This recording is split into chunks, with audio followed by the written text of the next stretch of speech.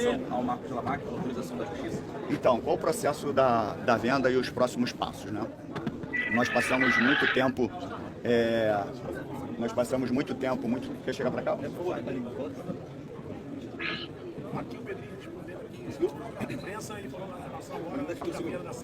Nós passamos muito tempo negociando e sempre em sigilo, né, pela questão de segurança da negociação. Obviamente, com tudo que aconteceu, o nome veio à tona do Marcos Lamaque e nós chegamos numa operação de um investimento importante, que existe algumas considerações que precisam ser feitas. Dentre elas, o acordo com a 777, e isso vai ser feito, e, obviamente, abrir um processo competitivo. O processo competitivo ele é feito da seguinte forma: nós pedimos para a juíza, obviamente, abrir esse processo competitivo. Ela determina que o administrador judicial faça um edital para abrir o processo competitivo. Abrindo esse processo competitivo, ele vai ter um período ali de dias estipulados pela própria juíza, quanto tempo vai ficar aberto esse prazo de competição, partindo de uma proposta ou de uma oferta do investidor, que é o Lamaque, como base, como parâmetro para terceiros. A gente chama isso de stalk horse, que é correndo atrás do cavalo. Então, a proposta do Lamaque, ela é base para os terceiros. Havendo uma proposta maior que a do Lamaque, ele tem o direito de igualar essa proposta. Igualando essa proposta, ele fecha o negócio. Se não tiver nenhuma proposta que ultrapasse a proposta do Lamaque, obviamente a proposta do Lamaque vence, e aí a gente vai para os ritos normais, passando num conselho deliberativo, depois a votação dos sócios na Assembleia Geral e finaliza a operação.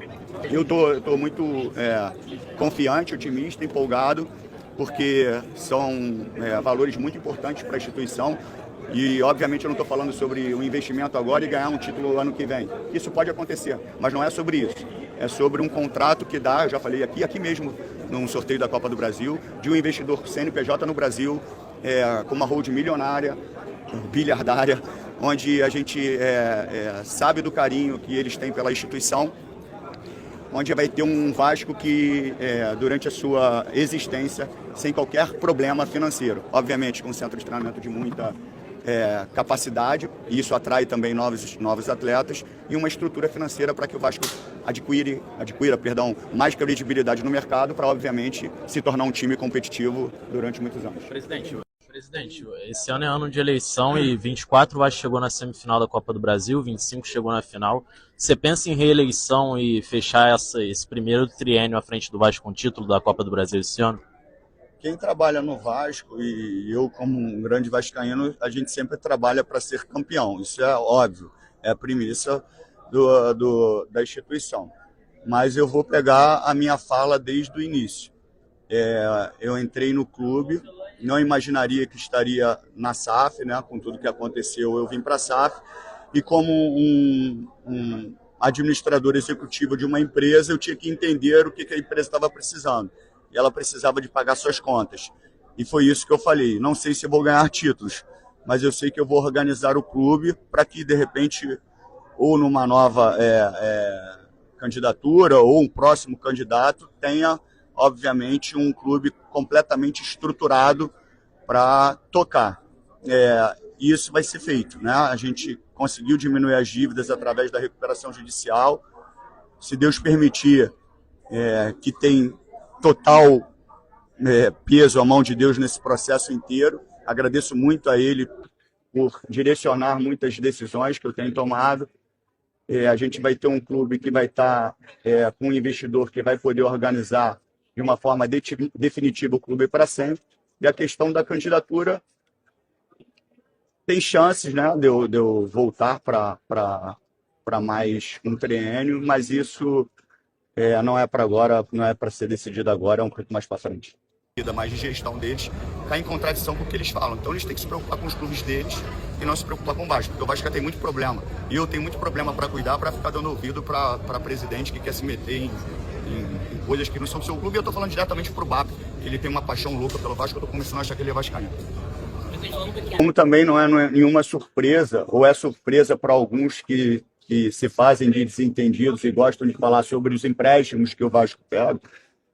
Como eu falei, todos os empréstimos, eles estão dentro do plano de recuperação judicial.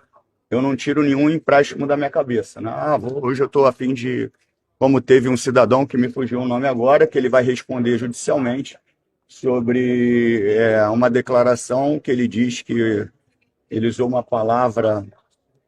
120 milhões. Surrupiou, que é uma conotação de roubo.